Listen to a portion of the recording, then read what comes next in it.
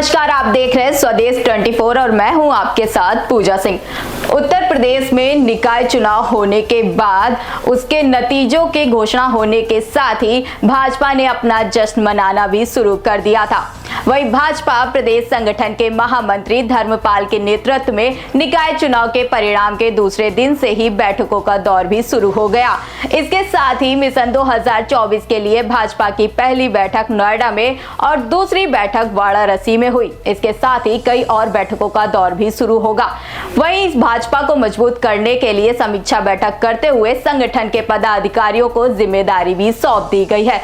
आपको बता दें कि भाजपा सरकार और संगठन की बड़ी जिम्मेदारी देकर 2024 के चुनाव को और मजबूत धार देने की तैयारियां भी शुरू हो गई है। वहीं साल पीएम मोदी कई कार्यक्रम में शिरकत भी करेंगे। इसके साथ ही बीजेपी निकाय चुनाव के परिणाम के साथ ही जीत की हैट्रिक मारने के लिए मिशन 2024 यानी लोकसभा चुनाव में जी जान से अपनी कोशिश करने में जुट गई है। वहीं सपा और बहुजन समाज पार्टी ने भी अपनी नई रणनीति के साथ चुनावी मैदान में उतरने का फैसला कर लिया है। अब बात करते हैं बहुजन समाज पार्टी की। आगामी लोकसभा चुनाव में बहुजन समाज पार्टी यूपी की 80 सीटों पर अकेले चुनाव लड़ने की तैयारी में जुट गई है। वहीं मायावती ने पार्टी के कार्यालय में प्रदेश भर के पदाधिकारियों के साथ एक बड़ी बैठक की। वहीं इस बैठक में निकाय चुनाव के नतीजों की समीक्षा के साथ आगामी लोकसभा चुनाव के तैयारियों को भी लेकर जरूरी दिशा निर्देश दिए गए। आपको बता दें कि मायावती ने पार्टी के कुछ बड़े पदाधिकारियों के साथ अपने आवास पर अलग अलग मुलाकात भी की है।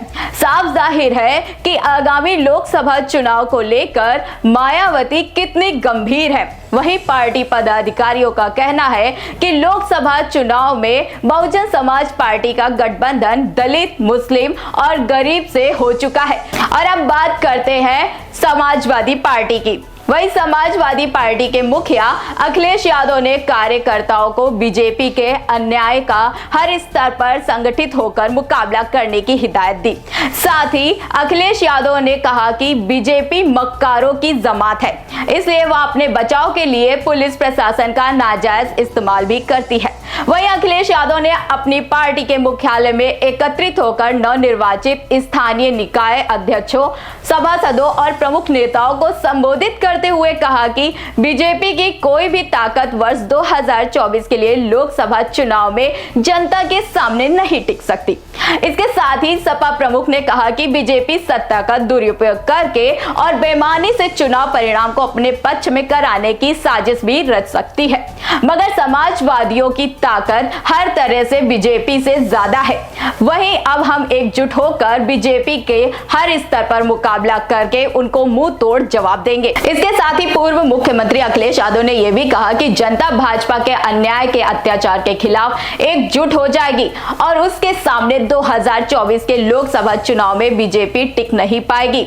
वहीं अगले लोकसभा चुनाव में जनता बीजेपी के उसके अहंकार, भ्रष्टाचार और झूठे वादों का करारा जवाब देगी। और अब बात करते हैं कांग्रेस पार्टी की। कांग्रेस पार्टी ने अपनी रणनीति के बारे में अभी तक कुछ भी खुलासा नहीं किया। आपको बता दें कि कांग्रेस पार्टी फिलहाल अपने कर्नाटक वाले चुनाव पर ज्यादा फोकस कर रही है। वहीं आला अधिकारियों की बैठक के बाद मुख्यमंत्री के नाम की घोषणा करने के बाद अब आगामी 2024 के लोकसभा चुनाव की तरफ कांग्रेस का फोकस होगा। देखने वाली बात होगी कि उत्तर प्रदेश में कैसे लोकसभा चुनाव के दौरान चारों तरफ से पीएम मोदी घेरे जाएंगे। फिलहाल अभी के लिए खबरों में बस इतना ही। आगे की खबरों के लिए देखते रहिए स्वदेश 24।